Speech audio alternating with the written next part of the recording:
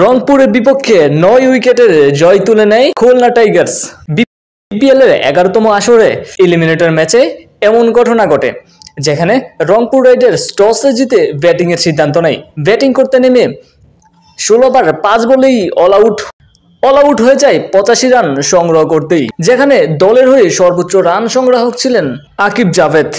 তিনি ১৮ বলে ৩২ রান সংগ্রহ করতে পেরেছিলেন এবং দ্বিতীয় সর্বোচ্চ রান সংগ্রহ করতে পেরেছিলেন wicket keeper batter Nurul Hasan Sohan ২৫ বলে ২৩ রান।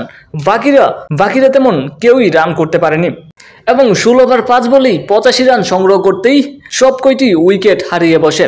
খুলনার হয়ে দুর্দান্ত বোলিং করেছেন মেহেদী হাসান মিরাজ এবং নাসুম আহমেদ।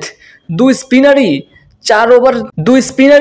৬টা উইকেট সংগ্রহ করে ফেলে। মোহাম্মদ নেওয়াজ, হাসান মাহমুদ এবং মুশফিক হাসান একটা করে উইকেট সংগ্রহ করে।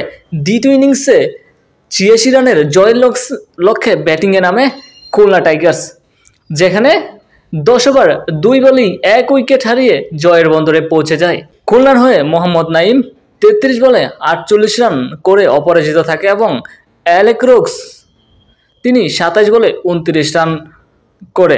রংপুরের হয়ে একটা উইকেট সংগ্রহ করতে পেরেছিল আকিব জাভেদ এবং বিপিএল ১১তম আসরের কোয়ালিফাই ২ রাউন্ডে খেলার জন্য জায়গা করে নেয় খুলনা টাইগার্স। তো বিপিএল এর পরবর্তী আপডেট পেতে অবশ্যই চ্যানেলটি সাবস্ক্রাইব করে রাখুন।